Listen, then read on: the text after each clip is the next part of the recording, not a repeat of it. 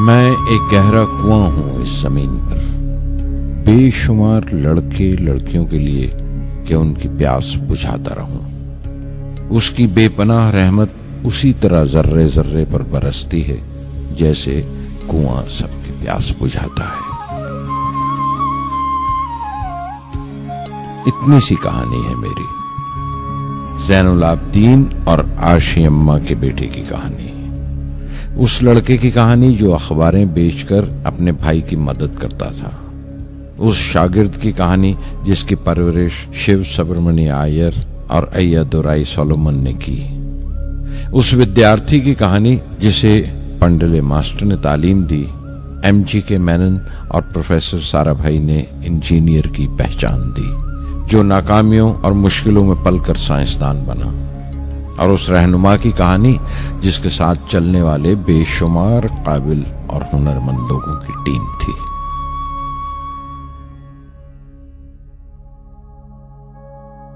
मेरी कहानी मेरे साथ खत्म हो जाएगी, क्योंकि दुनियावी मानों में मेरे पास कोई पूंजी नहीं है। मैंने कुछ हासिल नहीं किया, जमा नहीं किया। मेरे पास कुछ नहीं और कोई नहीं, न बेटा, न बेटी, न परिवार। मैं दूसरों के लिए मिसाल नहीं बनना चाहता, लेकिन शायद कुछ पढ़ने वालों को प्रेरणा मिले कि अंतिम सुख रूह और आत्मा की तस्कीन है। खुदा की रहमत उनकी विरासत है।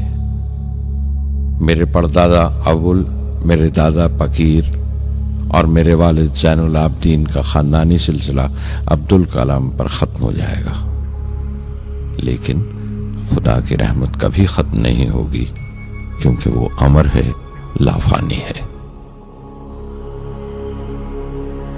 पूर्णमदः पूर्णमिदं पूर्णात् पूर्णमुदच्यते पूर्णस्य पूर्णमादाय पूर्णमेवावशिष्यते। ॐ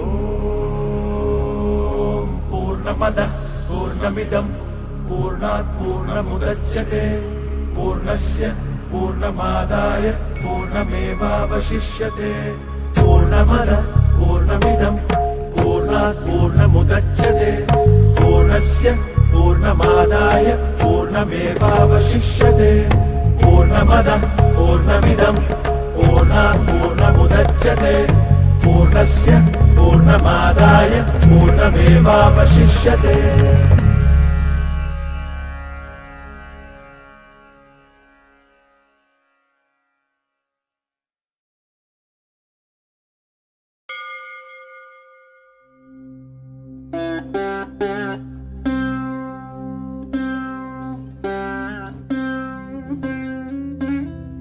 मैं शहर रामेश्वरम के एक मिडिल क्लास तमिल खानदान में पैदा हुआ। मेरे अब्बा ज़ैनुल आबदीन के पास न तालीम थी न दौलत, लेकिन इन मजबूरियों के बावजूद एक दानाई थी उनके पास और हौसला था। और मेरी मां जैसी मददगार थी आशी अम्मा। उनकी कई औलादों में एक मैं भी था, बुलंद कामत माँ बाप का एक छोटे से कद वाला मामूली शक्ल सूरत का लड़का। अपने पुश्तैनी मकान में रहते थे हम, जो कभी 19वीं सदी में बना था। काफी वसी और पक्का मकान था रामेश्वरम की मस्जिद स्ट्रीट में। मेरे अब्बा हर तरह के ऐशो आराम से दूर रहते थे, मगर जरूरियात की तमाम चीजें मुयस्सर थीं। सच तो यह है कि मेरा बचपन बड़ा महफूज था, मादी तौर पर भी और जज्बाती तौर पर भी, मटेरियली एंड इमोशनली।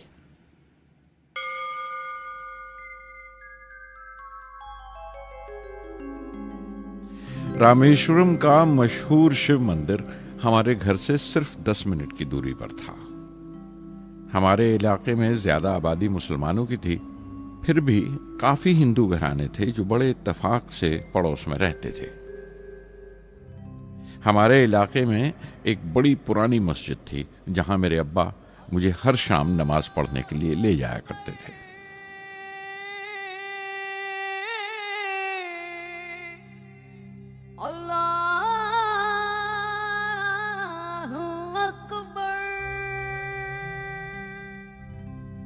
रामेश्वरम मंदिर के बड़े पुरोहित पक्षी लक्ष्मण शास्त्री मेरे अब्बा के पक्के दोस्त थे। मेरी बचपन की यादों में आंकी हुई एक याद ये भी थी कि अपने अपने रवायती लिबास में बैठे हुए वो दोनों कैसे रूहानी मसलों पर देर देर तक बातें करते रहते थे। मेरे अब्बा मुश्किल से मुश्किल रूहानी मामलों को भी तमिल की आम जबान में बयान कर लिया करते थे। एक बार मुझसे कहा था, जब आफत आए तो आफत की वजह समझने की कोशिश करो, मुश्किलें हमेशा खुद को परखने का मौका देती हैं।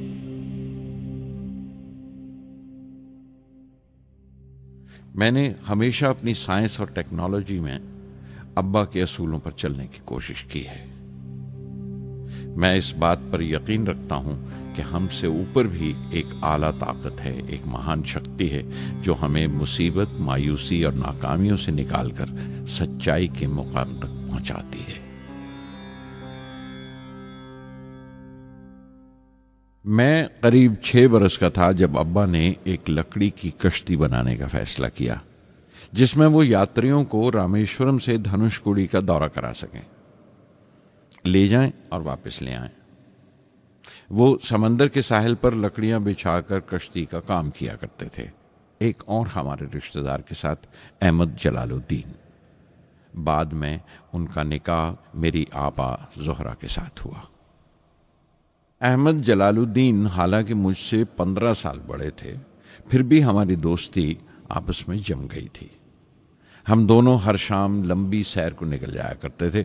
मस्जिद गली से निकलकर हमारा पहला पड़ाव शिव मंदिर हुआ करता था, जिसके गिर्द हम उतनी ही श्रद्धा से परिक्रमा करते थे जिस श्रद्धा से बाहर से आए हुए यात्री। जलालुद्दीन ज्यादा पढ़ लिख नहीं सके उनके घर के हालात की वजह से, लेकिन मैं जिस जमाने की बात कर रहा हूं, उन दिनों हमारे इलाके में सिर्फ वही एक शख्स था जो अंग्रेजी लिखना जानता था। जलालुद्दीन हमेशा तालीम याफ्ता पढ़े लिखे लोगों के बारे में बातें करते थे, साइंस की इजाद, मेडिसिन और उस वक्त के लिटरेचर का जिक्र किया करते थे। एक और शख्स जिसने बचपन में मुझे बहुत मुतासिर किया, वो मेरा कजन था, मेरा चचेरा भाई शमसुद्दीन। उसके पास रामेश्वरम में अखबारों का ठेका था और सब काम अकेले ही किया करता था। हर सुबह अखबार रामेश्वरम रेलवे स्टेशन पर ट्रेन से पहुंचता था। सन 1939 में दूसरी आलमगीर जंग शुरू हुई, द सेकेंड वर्ल्ड वॉर। उस वक्त मैं 8 साल का था। हिंदुस्तान को इत्तेहादी फौजों के साथ शामिल होना पड़ा और एक इमरजेंसी के हालात पैदा हो गए थे। सबसे पहली दुर्घटना यह हुई कि रामेश्वरम स्टेशन पर आने वाली ट्रेन का रुकना कैंसिल कर दिया गया और अखबारों का गट्ठा अब रामेश्वरम और धनुषकोडी के बीच से गुजरने वाली सड़क पर चलती ट्रेन से फेंक दिया जाता। शमसुद्दीन को मजबूरन एक मददगार रखना पड़ा जो अखबारों के गट्ठे सड़क से जमा कर सके। वो मौका मुझे मिला और शमसुद्दीन मेरी पहली आमदनी की वजह बना। हर बच्चा जो पैदा होता है वो कुछ समाजी और आर्थिक हालात से जरूर असरअंदाज होता है और कुछ अपने जज्बाती माहौल से भी। उसी तरह उसकी तरबियत होती है। मुझे दयानतदारी और सेल्फ डिसिप्लिन अपने अब्बा से विरासत में मिला था और मां से अच्छाई पर यकीन करना और रहमदिली। लेकिन जलालुद्दीन और शमसुद्दीन की सोहबत से जो असर मुझ पर पड़ा, उससे सिर्फ मेरा बचपन ही महज अलग नहीं हुआ, बल्कि आइंदा जिंदगी पर भी उसका बहुत बड़ा असर पड़ा।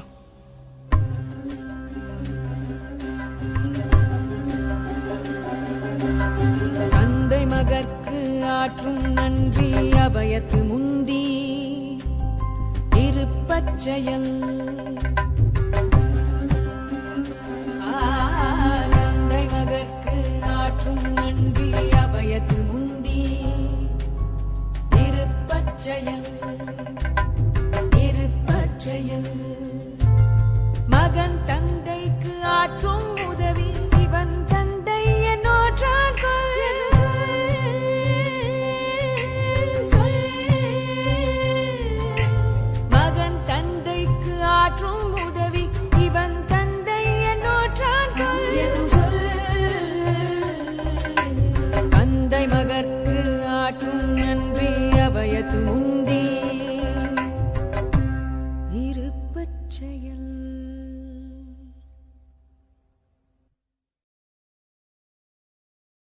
फिर जंग खत्म हो गई और हिंदुस्तान की आज़ादी बिल्कुल यकीनी हो गई। मैंने अब्बा से रामेश्वरम छोड़ने की इजाज़त चाही। मैं डिस्ट्रिक्ट हेडक्वार्टर्स रामनाथपुरम जाकर पढ़ना चाहता था। शमसुद्दीन और जलालुद्दीन मेरे साथ रामनाथपुरम तक गए मुझे श्वार्ट्स हाई स्कूल में दाखिल कराने के लिए। जाने क्यों वो नया माहौल मुझे रास नहीं आया। रामनाथपुरम बड़ा मसरूफ शहर था और करीब 50,000 की आबादी थी, लेकिन रामेश्वरम का सुकून और इत्मीनान कहीं नहीं था। घर बहुत याद आता था और घर लौटने का कोई मौका मैं छोड़ता नहीं था। श्वार्ट्स हाई स्कूल में दाखिल होने के बाद एक 15 साल लड़के के तमाम शौक जो हो सकते थे मेरे अंदर जाग उठे। मेरे टीचर अय्यादुराई सोलोमन बेहतरीन रहबर थे, गाइड, उस नौजवान जहन के लिए जिसके सामने जिंदगी की बेशुमार मुमकिनात खुलने वाली थी।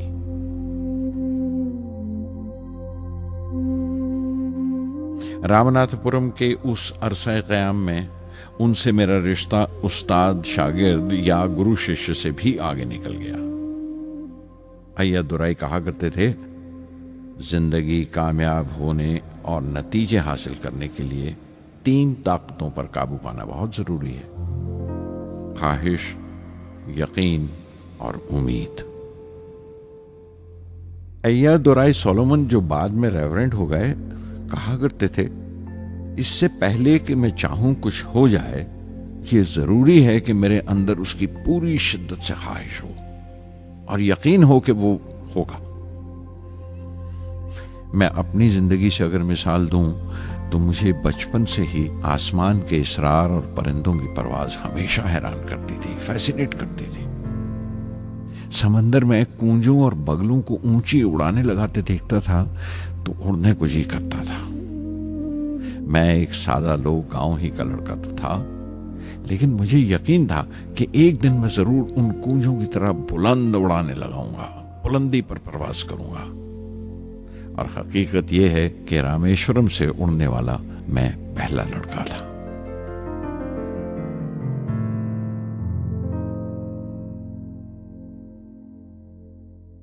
श्वार्ट्स स्कूल में तालीम खत्म करते करते मेरे अंदर खुद एतमादी बस चुकी थी और मुझे यकीन था कि मैं जरूर कामयाबी हासिल करूंगा। मैं तालीम आगे जारी रखूंगा, उसमें कोई दूसरा ख्याल नहीं था।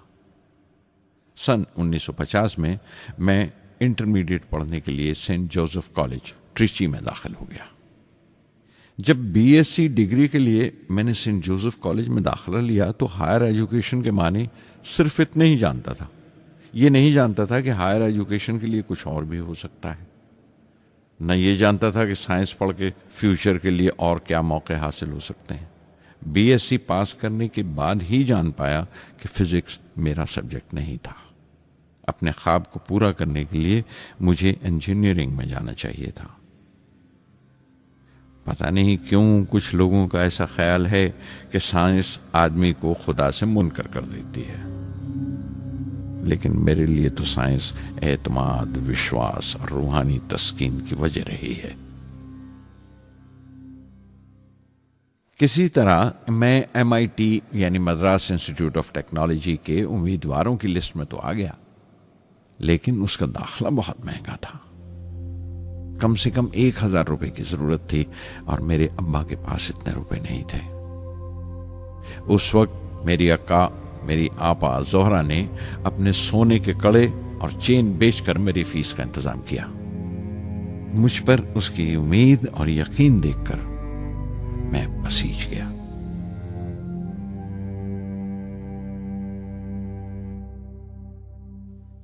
MIT में सबसे ज्यादा मजा आया। वहां 2 हवाई जहाज रखे देखकर जो उड़ान से बरी कर दिए गए थे, मुझे उनकी तरफ एक अजीब सा खिंचाव महसूस होता था। और जब सब लड़के हॉस्टल लौट जाते थे, मैं कई कई घंटे उनके पास बैठा रहता था। फर्स्ट ईयर मुकम्मल करने के बाद जब मुझे अपने ज्यादा खुसूसी मजमून चुनना थे, यानी अपनी स्पेशल ब्रांच का चुनाव करना था, तो मैंने फॉरेन एरोनॉटिकल इंजीनियरिंग का चुनाव कर लिया। MIT की तालीम के दौरान मुझे 3 टीचर्स ने बहुत मुतासिर किया। Professor Sponder, professor KAV Pandalai, professor Narasimha Rao. Professor Sponder technical aerodynamics सिखाते थे। एरोनॉटिकल इंजीनियरिंग में दाखिले से पहले मैंने उनसे सलाह ली थी। उन्होंने समझाया था कि मुझे मुस्तकबिल का फैसला करने से पहले मुस्तकबिल की मुमकिनात के बारे में नहीं सोचना चाहिए, बल्कि सोचना चाहिए एक अच्छी बुनियाद के लिए और अपने रुझान और इश्तियाक के बारे में कि उसमें कितनी शिद्दत है, मेरे एप्टीट्यूड्स और एस्पिरेशन में कितनी इंटेंसिटी है। मैं खुद भी होने वाले इंजीनियरिंग स्टूडेंट्स से कहना चाहता हूं कि जब वो अपना स्पेशलाइजेशन का चुनाव करें तो ये देखें कि उनमें कितना शौक है, कितना उत्साह है और लगन है उस शोबे में जाने के लिए। प्रोफेसर KAV पंडले ने मुझे एरो स्ट्रक्चर डिज़ाइन सिखाया और उसका तज्जिया भी, विश्लेषण, एनालिसिस भी। वो बड़े खुशदिल और दोस्त टीचर थे और हर साल कोई ना कोई नया तरीका, नया नजरिया लेकर आते थे कोर्स में। प्रोफेसर नरसिंह राव मैथमेटिशियन थे। वो एरोडायनेमिक्स की थ्योरी सिखाया करते थे। उनकी क्लास में दाखिल होकर मुझे मैथमेटिकल फिजिक्स बाकी तमाम सब्जेक्ट से ज्यादा अच्छा लगने लगा। साध संगी हरि हरि नाम चित्तारा चित्तारा, साध संगी हरि हरि नाम चित्तारा, सहजी अनंतु होवे दिनु राति, अंकुर भलो हमारा, साध संगी साध संगी।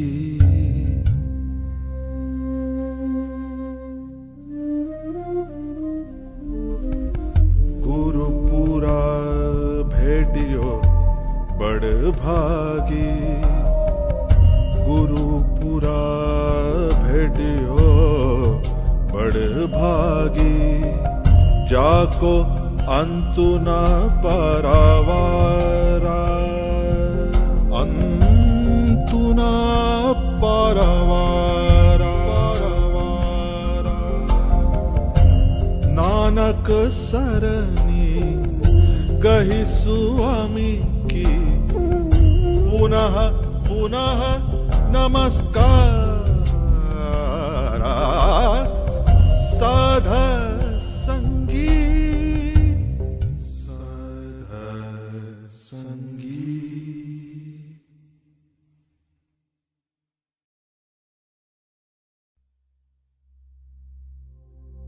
MIT से मैं बेंगलोर के हिंदुस्तान एरोनॉटिक्स लिमिटेड HAL में बतौर ट्रेनी दाखिल हो गया। HAL से जब मैं एरोनॉटिकल इंजीनियरिंग ग्रेजुएट बनकर निकला तो जिंदगी ने 2 मौके मेरे सामने खड़े कर दिए और दोनों मेरी परवाज के देरीना ख्वाब पूरे कर सकते थे। एक मौका था एयरफोर्स का, दूसरा मिनिस्ट्री ऑफ डिफेंस में directorate of technical development and production का। मैंने दोनों में अर्जी भेज दी और बैक वक्त दोनों से इंटरव्यू का बुलावा आ गया। एयरफोर्स के लिए मुझे देहरादून बुलाया गया था और डिफेंस के लिए दिल्ली। मेरे दोनों मुकाम 2000 किलोमीटर के फासले पर थे। ये पहला मौका था मेरा अपने वसी और विराट वतन को देखने का। खिड़की पर बैठा मैं इस देश की सरजमीन को पांव तले से बहता हुआ देख रहा था। हैरान था कि उत्तर की तरफ सफर करते हुए एक ही मुल्क का लैंडस्केप कैसे बदलता चला जाता है। मैं 1 हफ्ता दिल्ली में ठहरा, डिफेंस मिनिस्ट्री का इंटरव्यू दिया। इंटरव्यू अच्छा हुआ था। वहां से मैं देहरादून गया एयरफोर्स सिलेक्शन बोर्ड के इंटरव्यू के लिए। 25 उम्मीदवारों में मैं 9वें नंबर पर आया। मेरा दिल बैठ गया, बहुत मायूस हुआ और कई दिन तक अफसोस रहा कि एयरफोर्स में जाने का मौका मेरे हाथ से निकल गया। मैं ऋषिकेश चला गया, दिल पर यह बोझ लेकर कि आने वाले दिन बड़े सख्त होंगे।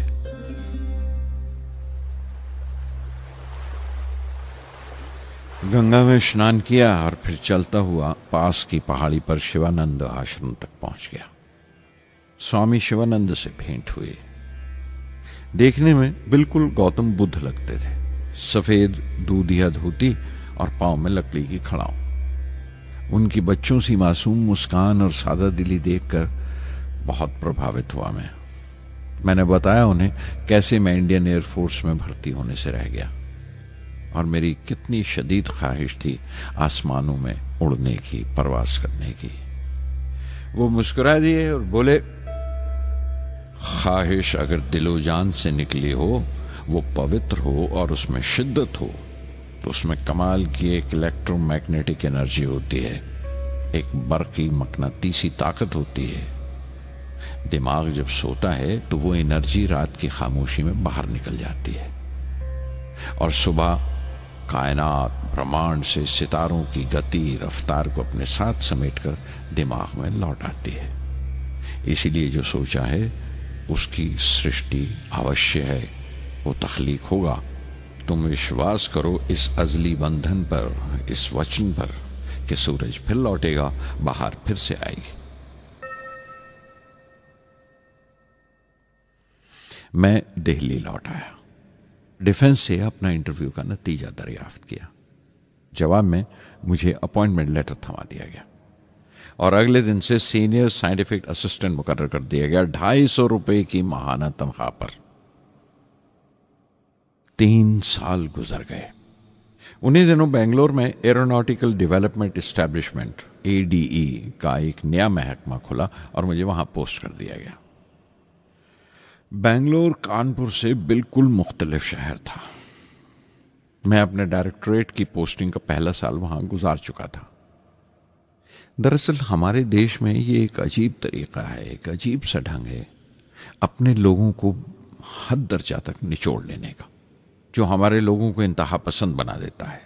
शायद इसलिए कि सदियों इस देश ने गैर मुल्की तहजीबों के जख्म भी खाए हैं और उन्हें अपने दामन में जगह भी दी है। अलग अलग हुक्मरानों से वफा करते करते हम अपनी हैसियत, अपनी यकताई खो बैठे हैं। बल्कि हमने एक और ही किस्म की खूबी पैदा कर ली है कि एक ही वक्त में रहम दिल भी हैं और बेरहम भी, हसास भी हैं और बेहिस भी। जितने गहरे हैं उतने ही सतही। ऊपर से देखो तो हम बड़े खुश रंग और खूबरू नजर आते हैं, लेकिन कोई गौर से देखे तो अपने हुक्मरानों की एक बेढब नकल से ज्यादा कुछ नहीं है। मैंने कानपुर में कल्ले में दबाए हुए पान वाले नवाब वाजिद अली शाह के नकलची बहुत देखे और बेंगलोर में फिरंगियों के अंदाज में कुत्ते की जंजीर थामे टहलते हुए साहिबों की कमी नहीं थी। बेंगलोर में रहकर मैं रामेश्वरम की सुकून और गहरे शांत वातावरण के लिए तरसता था।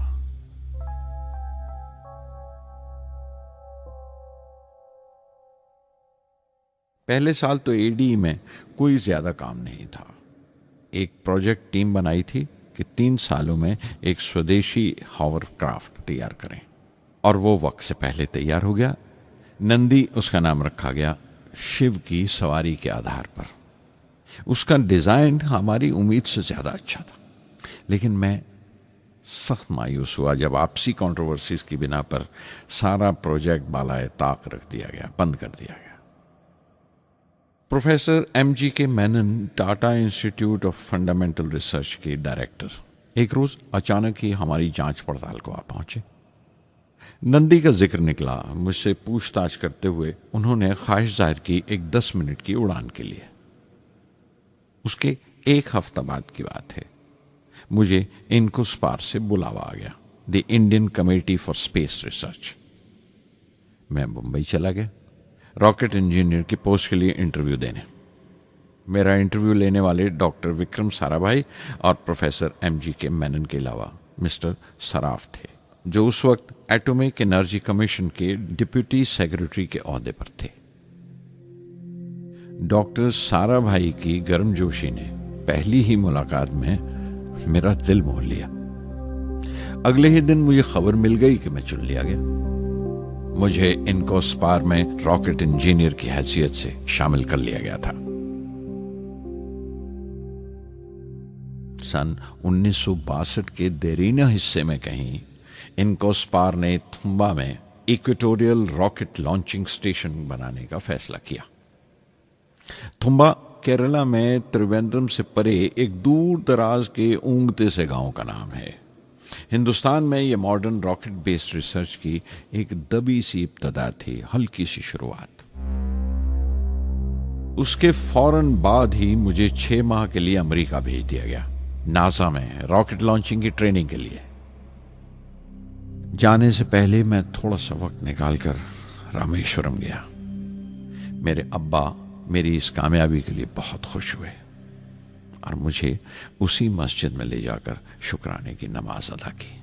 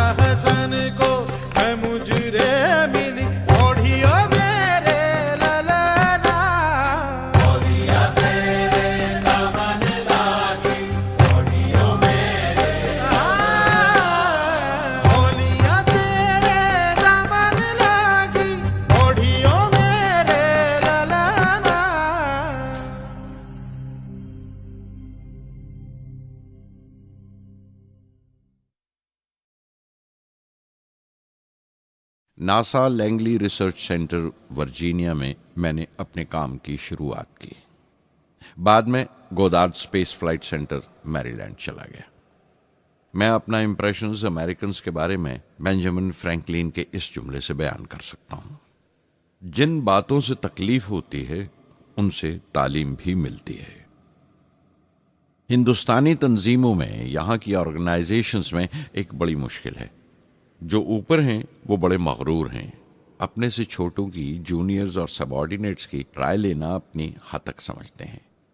कोई शख्स भी अपनी खूबी दिखा नहीं सकता अगर आप उसे मलामत ही करते रहें। उसूल और पाबंदी, पाबंदी और सख्ती, सख्ती और जुल्म के बीच की लाइन बड़ी महीन है, बारीक है। उसकी पहचान बहुत जरूरी है। मैं जैसे ही नासा से लौटा, फौरन बाद हिंदुस्तान का पहला रॉकेट लॉन्च वाक़या हुआ 21 नवंबर सन 1963।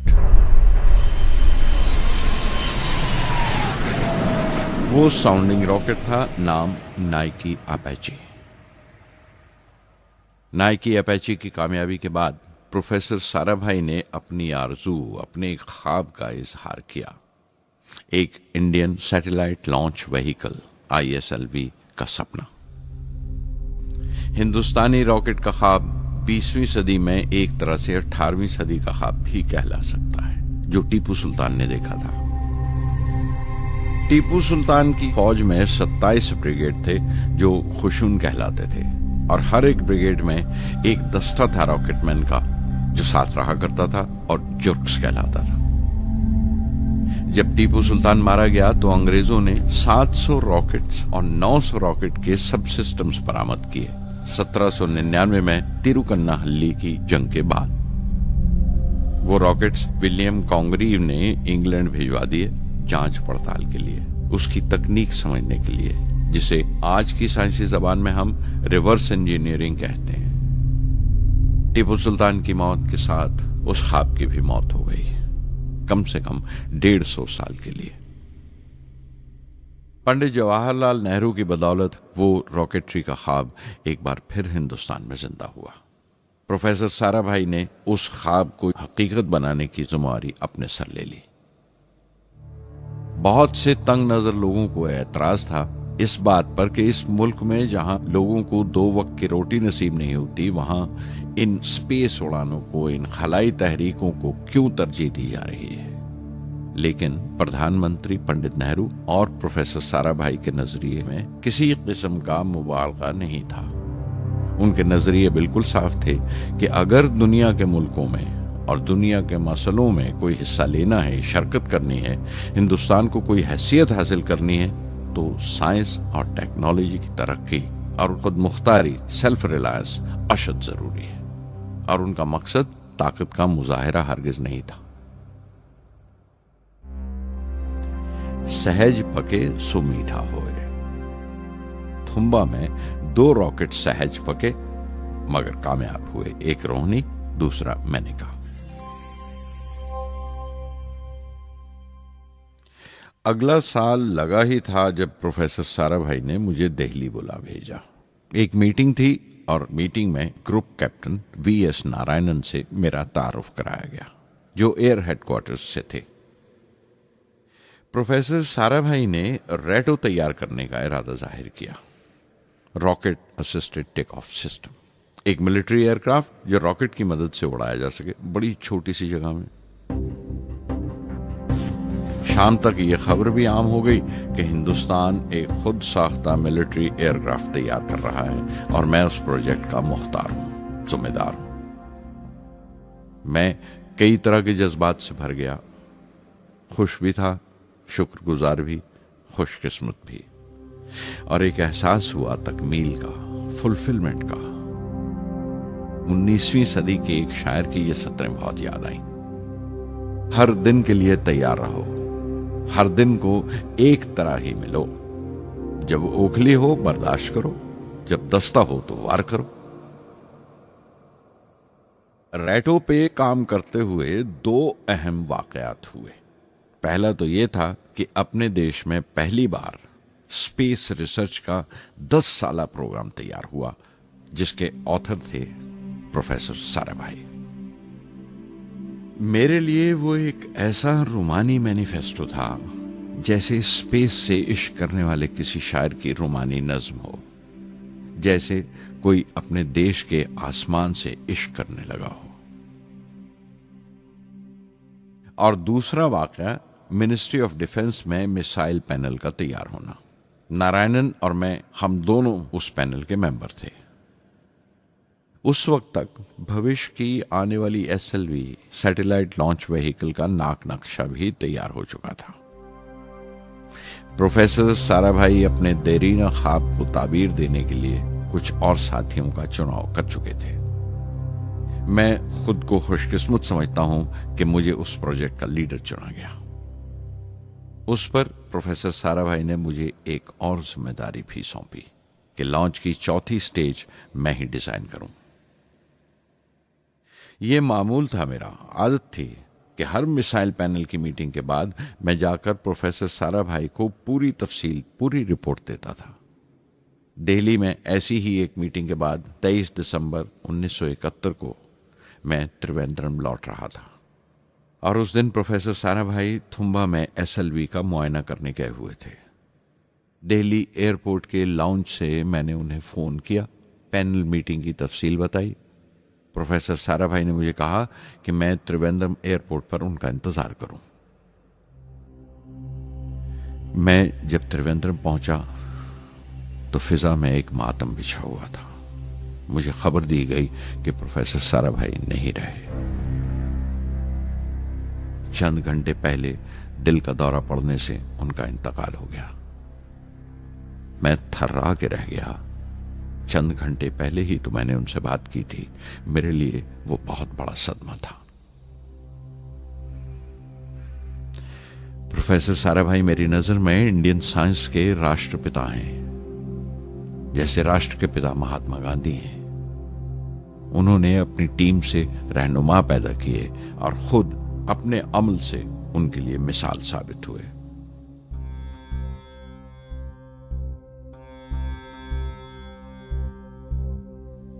నానాటి బతుకు నాటకము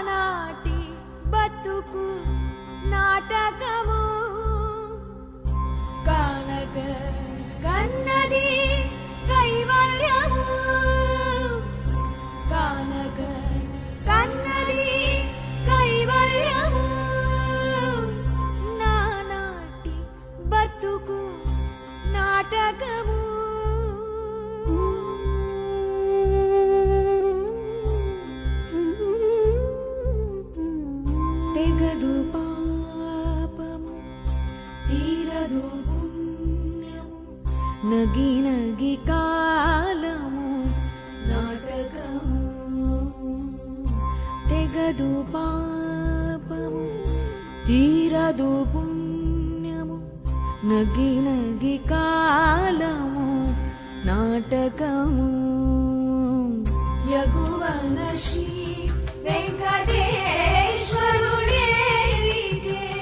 యగువన శ్రీ వెంకటేశ్వరుడేలికే గగనము మీదిది కైవల్యము గగనము మీదిది కైవల్యము కైవల్యము.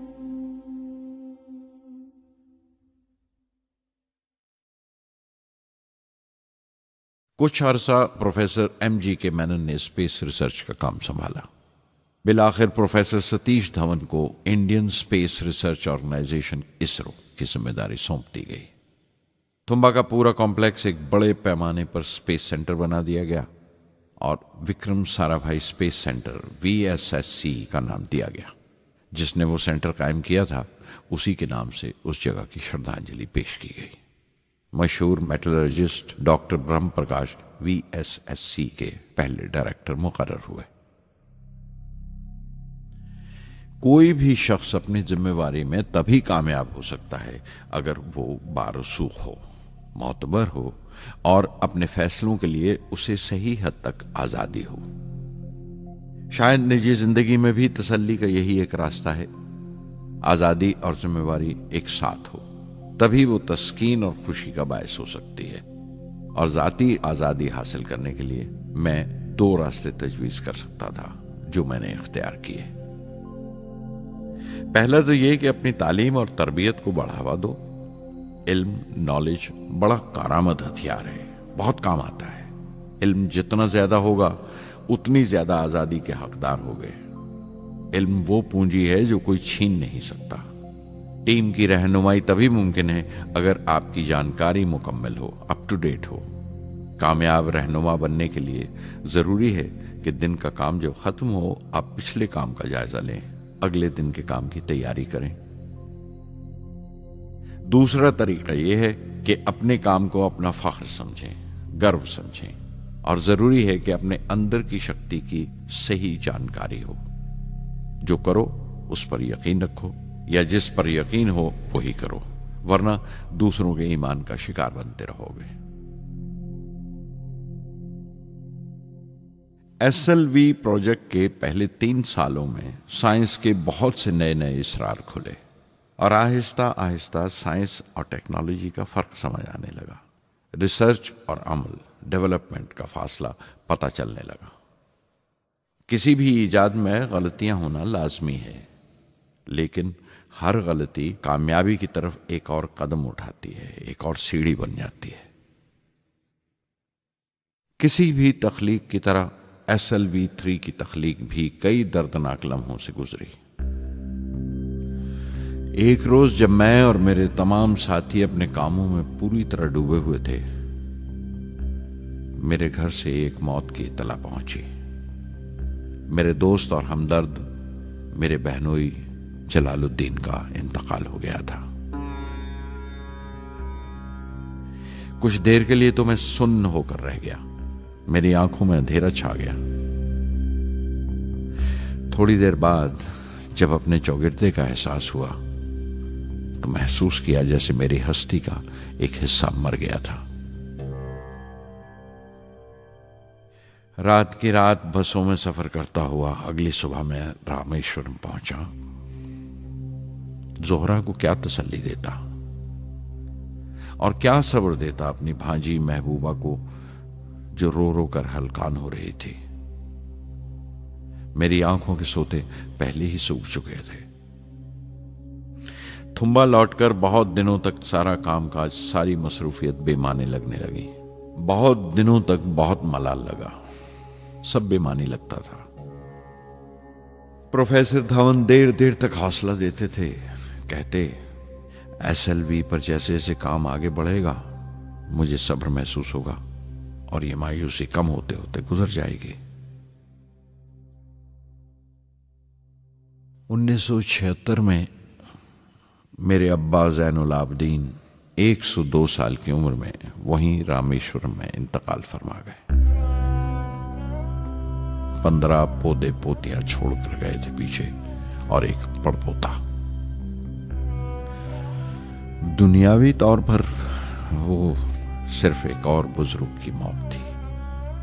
कोई बड़ा मातम नहीं हुआ, झंडा नहीं उतारा गया, न अखबारों ने स्याह हाशिए दिए, न सियासतदान थे वो, न विद्वान कोई, न कोई बड़े सरमायादार। एक सीधे सादे इंसान थे, फरिश्ता सिफत। और हर उस बात की वजह थे जो दानाई और पारसाई की राह दिखाती है।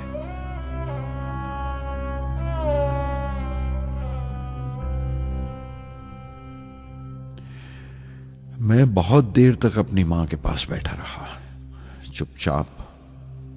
और जब उठा थुम्बा लौटने के लिए तो उसने रुंधे गले से दुआएं दी मुझे।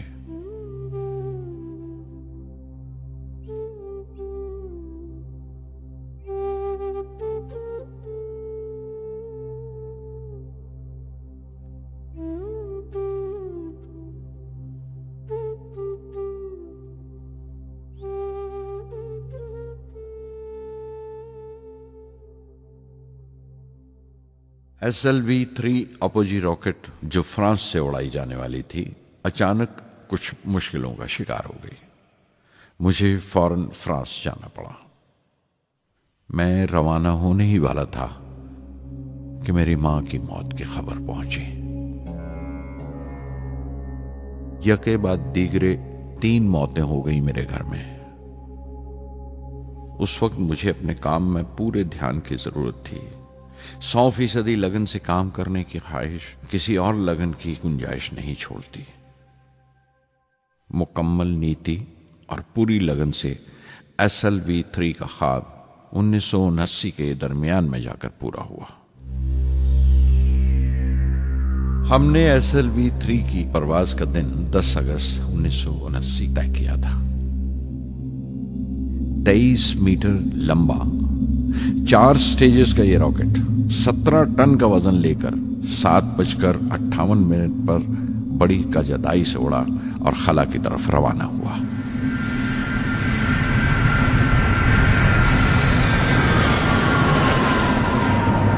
पहली स्टेज हर तरह से पुख्ता निकली और बड़े आराम से रॉकेट दूसरी स्टेज में दाखिल हो गया। हम सब दम खुद रह गए, सांस रोके बैठे थे। हमारे बरसों का ख्वाब आसमान की तरफ सफर कर रहा था। अचानक हमारे ख्वाब में दरार आई, हमारा सुकून टूटा, हमारी खामोशी टूटी। दूसरी स्टेज काबू से बाहर होने लगी थी। 317 सेकंड के बाद परवाज टूट गई। मेरी मेहनत और उम्मीद चौथी स्टेज को साथ लेकर तमाम मलबा श्री हरिकोटा से 560 किलोमीटर दूर समंदर में जाके गिरा।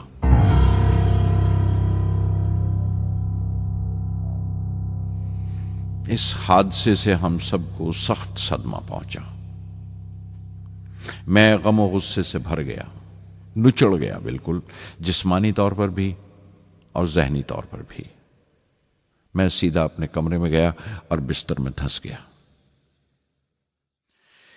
मैंने अपने कंधे पर एक दिलासे का हाथ महसूस किया तो आंख खोली। दोपहर ढल चुकी थी, शाम करीब थी। डॉक्टर ब्रह्म प्रकाश मेरे सराहने बैठे थे। उनकी इस हमदर्दी ने छू लिया मुझे। मैं उदास था, मायूस था, लेकिन अकेला नहीं।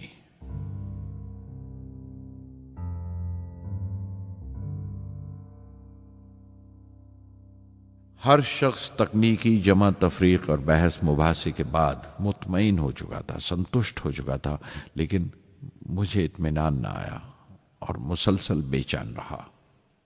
मैं बेसाख्ता खड़ा हो गया और एतराफ़ किया प्रोफेसर धवन के सामने, सर, मेरे साथियों को नाकामयाबी की वजह दरियाफ्त हो जाने से इत्मीनान हो गया, लेकिन मैं उसे काफ़ी नहीं समझता। इस मिशन के डायरेक्टर की हैसियत से इस गलती को भी मैं अपनी जिम्मेवारी समझता हूं। SLV-3 की नाकामयाबी की जिम्मेवारी मेरी है।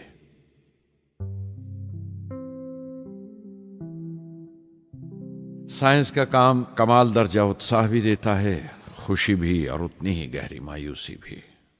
इस तरह के वाकयात सोच सोचकर मैं दिल को ढारस देता रहा। यह ख्याल कि इंसान चांद पर उतर सकता है सबसे पहले एक रूसी साइंटिस्ट ने सोचा था। उसे हकीकत बनने में 40 साल गुजर गए जब अमेरिका ने उसे पूरा किया। प्रोफेसर चंद्रशेखर ने चंद्रशेखर लिमिट का आविष्कार किया था 1930 में, जब कैम्ब्रिज में पढ़ रहे थे। लेकिन 50 साल बाद उन्हें उसी डिस्कवरी पर नोबेल प्राइज मिला। वॉन ब्रॉन अपनी सैटर्न लॉन्च व्हीकल से आदमी को चांद पर उतारने से पहले कितनी सारी नाकामियों से गुजरे होंगे। पहाड़ की चोटी पर उतरने से पहाड़ पर चढ़ने का तजुर्बा नहीं मिलता। जिंदगी पहाड़ की चढ़ानों पर मिलती है, चोटी पर नहीं। चढ़ानों पर ही तजुर्बे मिलते हैं और जिंदगी मंचती है और टेक्नोलॉजी तरक्की करती है। चोटी पर पहुंचने की कोशिश ही में चढ़ानों का इल्म हासिल होता है। मैं एक एक कदम चलता रहा, चढ़ता रहा चोटी की तरफ।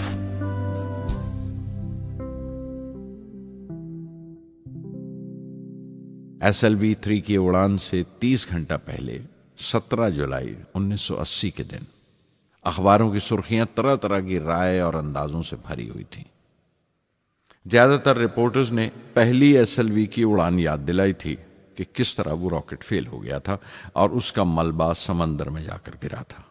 कुछ लोगों ने तो देश की दूसरी खामियों का जिक्र करते हुए भी उसे SLV-3 से जोड़ दिया था। मैं जानता था कि अगले दिन का नतीजा हमारे फ्यूचर के स्पेस प्रोग्राम का फैसला करने वाला है। मुख्तसर ये कि सारी कौम की नजरें हम पर गड़ी हुई थीं। 18 जुलाई 1980 सुबह 8:03 पर हिंदुस्तान का पहला सैटेलाइट लॉन्च व्हीकल उड़ा।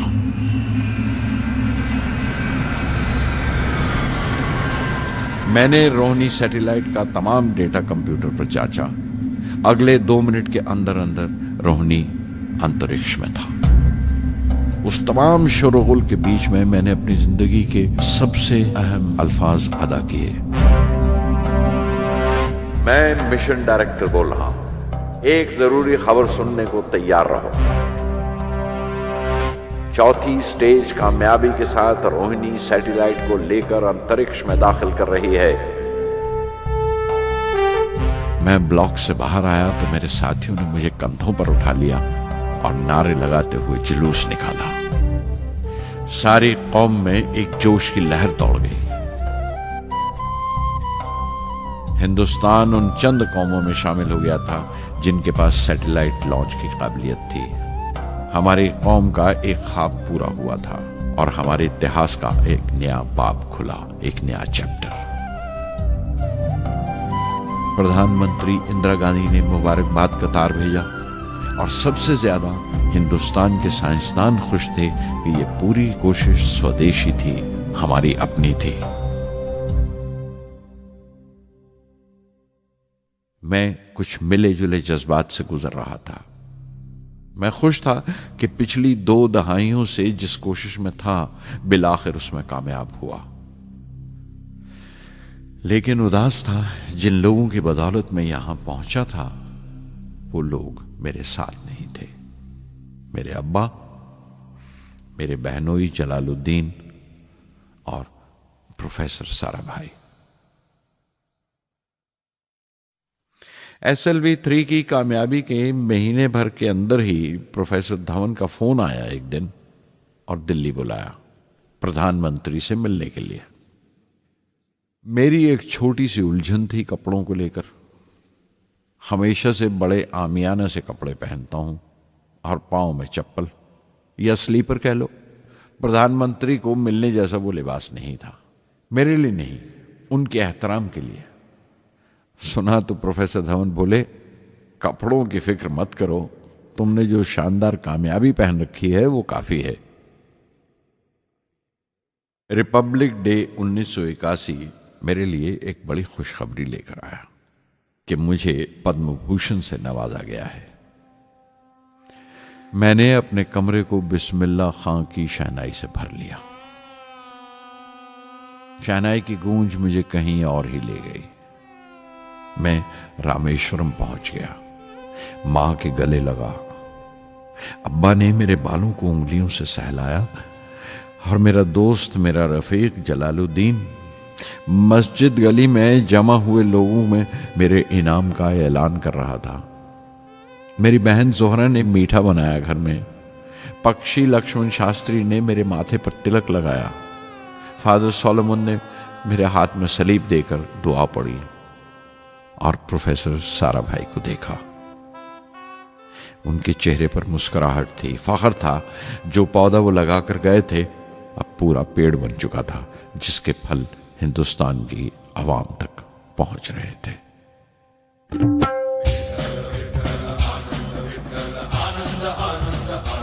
ओ आनंदाचे डोही आनंद तरंग, आनंदाचे डोही आनंद तरंग, आनंदाची अंग, आनंदाचे आनंदाची अंग, आनंदाचे आनंदाचे डोही आनंद तरंग, आनंदाचे डोही आनंद तरंग।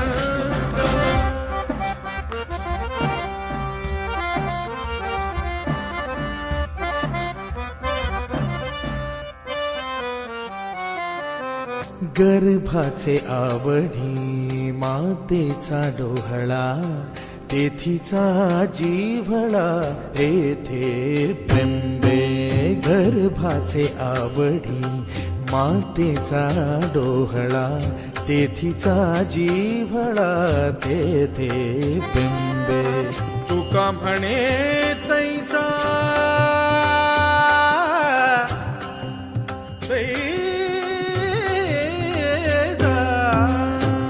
म्हणे तैसा ओतला ठसा, अनुभव सरीसा मुखाला। आनंदाचे डोही आनंद तरंग, आनंदाची अंग, आनंदाचे आनंदाचे डोही आनंद तरंग।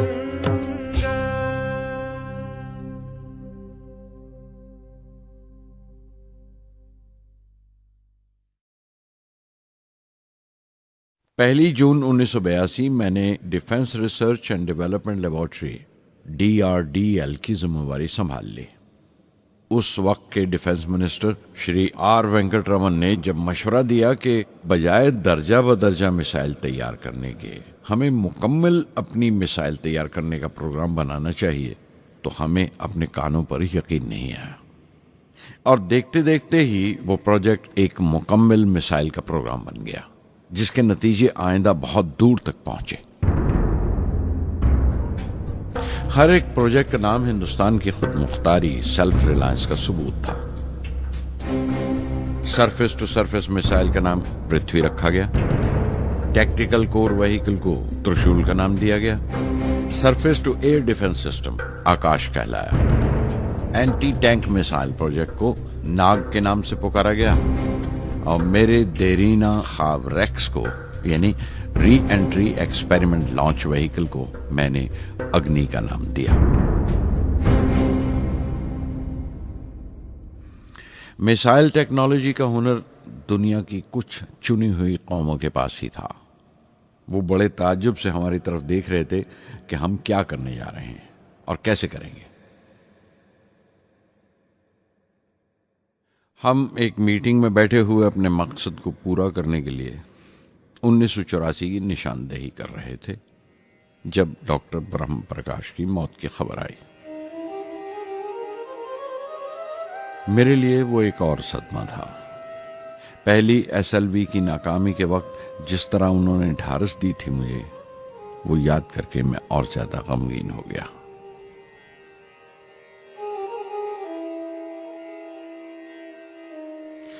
प्रोफेसर साराभाई अगर VSSC के निर्माता थे, बनाने वाले थे, तो डॉक्टर ब्रह्म प्रकाश उसके आमिल थे, एग्जीक्यूटर थे। उनकी विनम्रता ने मुझे बड़ी हद तक नर्म कर दिया और मैंने अपनी तुंद मिजाजी पर काफी काबू कर लिया। उनकी हलीमी सिर्फ अपनी खूबियों तक ही महदूद नहीं थी, बल्कि अपने से छोटों को इज्जत देना भी उनकी आदत में शामिल था। उनके बर्ताव और सलूक में ये बात नजर आ जाती थी कि कोई शख्स भी खामियों से खाली नहीं है। यहां तक कि अफसर भी, लीडर भी, रहनुमा भी। वो बहुत बड़े दानिश्वर थे। एक कमजोर से शरीर के अंदर उनमें बच्चों की सी मासूमियत थी। मुझे वो हमेशा साइंसदानों में संत नजर आते थे।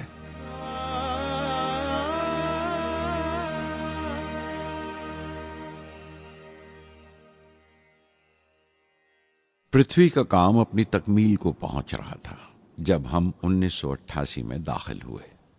25 फरवरी 1988 सुबह 11:23 पर पृथ्वी की पहली परवाज वाक़ हुई। हमारे मुल्क में वो एक ऐतिहासिक मौका था।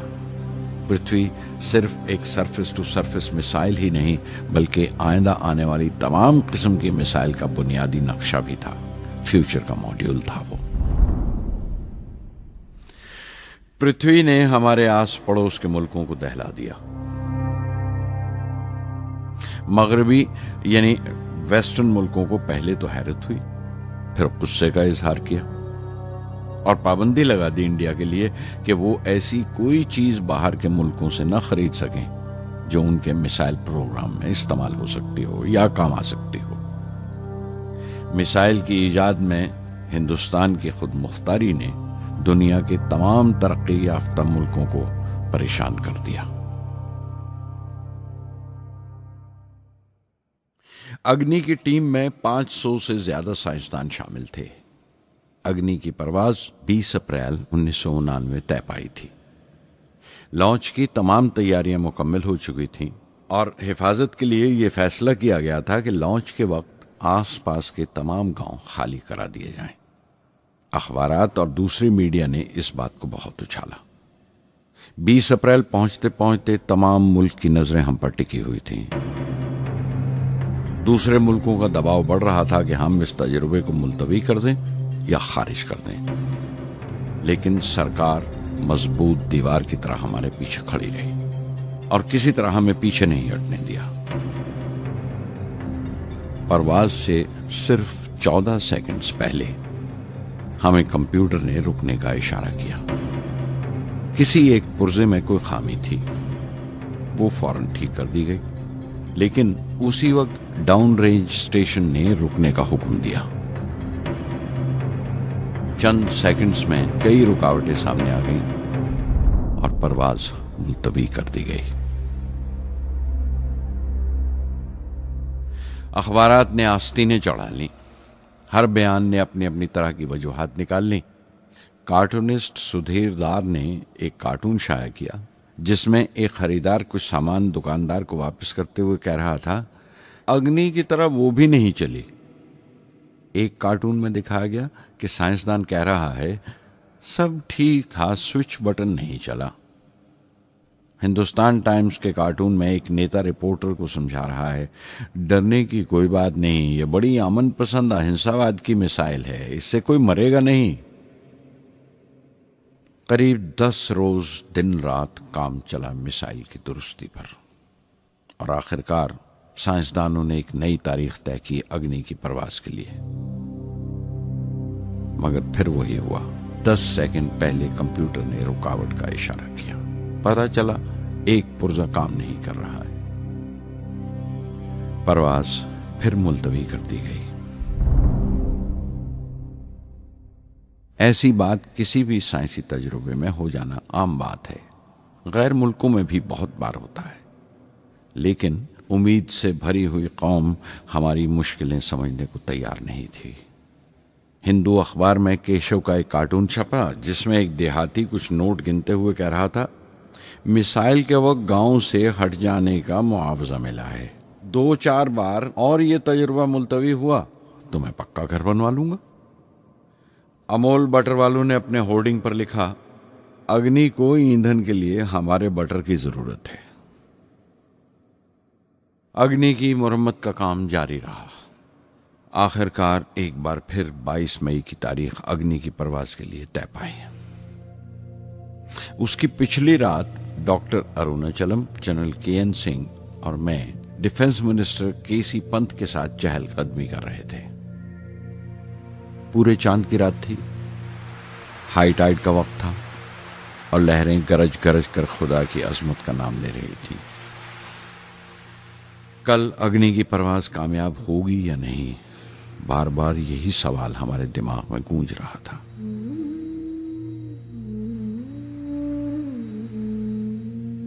डिफेंस मिनिस्टर ने एक लंबी खामोशी को तोड़ते हुए पूछा, कलाम, कल अग्नि की कामयाबी मनाने के लिए क्या चाहते हो तुम? मैं क्या चाहता था? क्या था जो नहीं था मेरे पास? अपनी खुशी के इजहार के लिए मुझे क्या करना चाहिए? और अचानक मुझे जवाब मिल गया, हम 1 लाख पेड़ों की कोंपले लगाएंगे, मैंने कहा और उनके चेहरे पर रौनक आ गई। तुम अपनी अग्नि के लिए धरती मां का आशीर्वाद चाहते हो, बोले। कल यही होगा, उन्होंने पेशेंगोई की।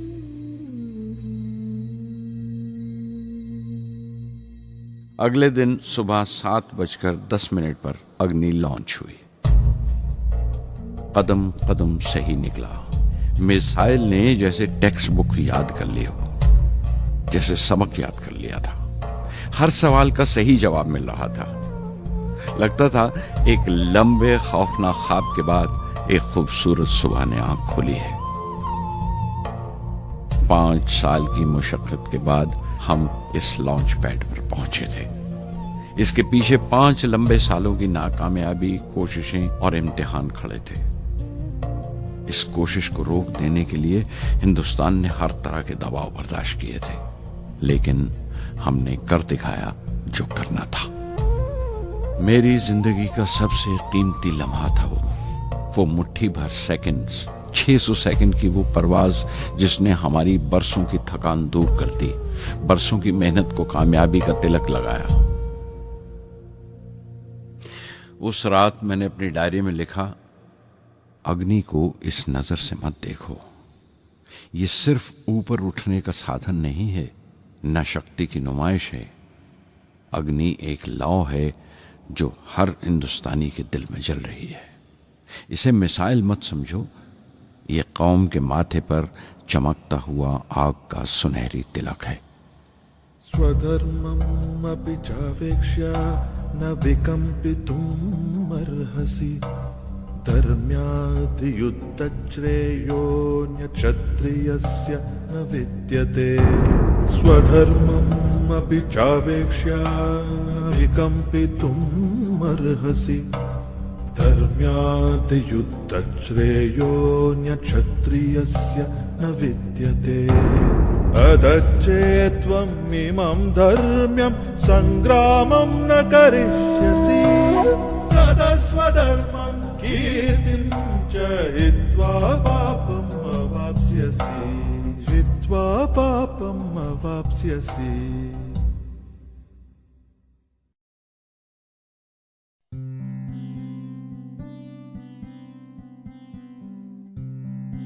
उन्नीस 1990 के रिपब्लिक डे पर देश ने मिसाइल प्रोग्राम की कामयाबी का जश्न मनाया।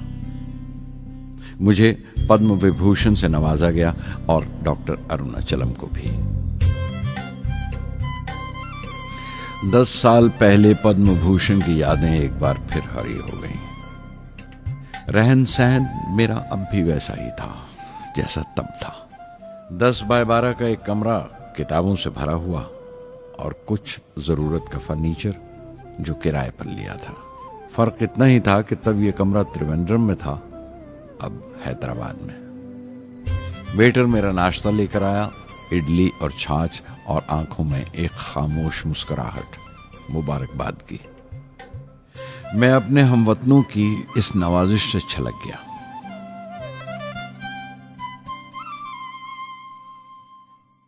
मैं जानता हूं कि बहुत से साइंसदान और इंजीनियर मौका मिलते ही वतन छोड़ जाते हैं, दूसरे मुल्कों में चले जाते हैं ज्यादा रुपया कमाने के लिए, ज्यादा आमदनी के लिए। लेकिन ये आदर, मोहब्बत और इज्जत क्या कमा सकते हैं जो उन्हें अपने वतन से मिलती है। 15 अक्टूबर 1991 में 60 साल का हो गया। मुझे अपने रिटायरमेंट का इंतज़ार था। चाहता था कि गरीब बच्चों के लिए एक स्कूल खोलूं। ये वो दिन थे जब मैंने सोचा कि अपनी ज़िंदगी के तजुर्बे, मुशाहिदे और वो तमाम बातें कलमबंद करूं जो दूसरों के काम आ सकें।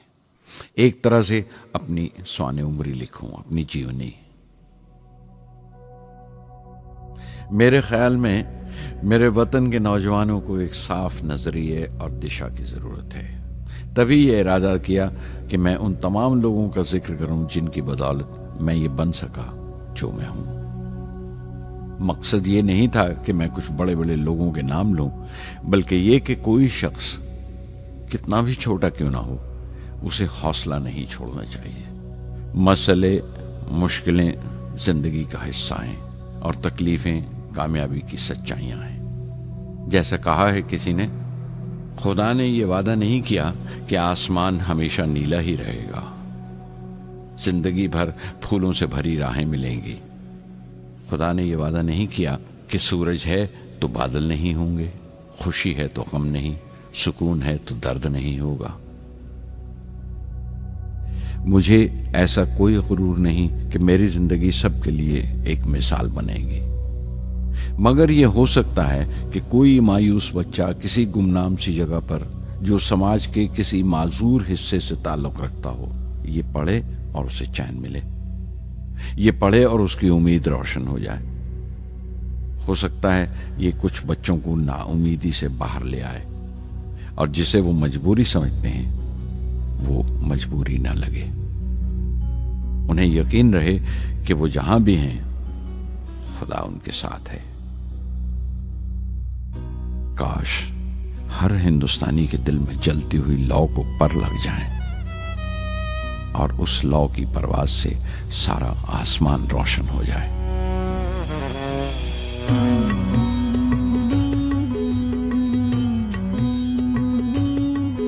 ये ज़मीं मेरी, मेरा आसमां, बड़ा खूबसूरत है जहां।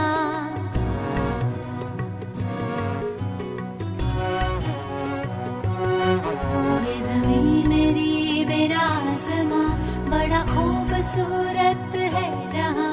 मेरी जिंदगी परवाज़ है, वो फिजा मेरी, मैं उड़ूं जहां। मेरी जिंदगी परवाज़ है, वो फिजा मेरी, मैं उड़ूं जहां। ये ज़मीं मेरी, मेरा आसमां, बड़ा खूबसूरत है जहां। कभी धूप लेप के आसमां हमने सुनहरी कर लिया। कभी धूप लेप के आसमां हमने सुनहरी कर लिया। फिर धूप बांध के पाँव में हम उड़े हैं ठंडी हवाओं में। ज़मीं मेरी, मेरा आसमां, बड़ा खूबसूरत है जहां। कभी वक्त उठा के सरों पे हम और आग लेके परों पे हम। कभी वक्त उठा के सरों पे हम और आग लेके परों पे हम। कभी छानी खाली खला कहीं, हम उड़े जहाँ पे हवा नहीं। ज़मीं मेरी, मेरा आसमां, बड़ा खूबसूरत है जहां। मेरी जिंदगी परवाज़ है, मेरी जिंदगी परवाज़ है, वो फिजा मेरी, मैं उड़ूं जहां। ये ज़मीं मेरी, मेरा आसमां, बड़ा खूबसूरत है जहां। ये ज़मीं मेरी, मेरा आसमां, बड़ा खूबसूरत है जहां।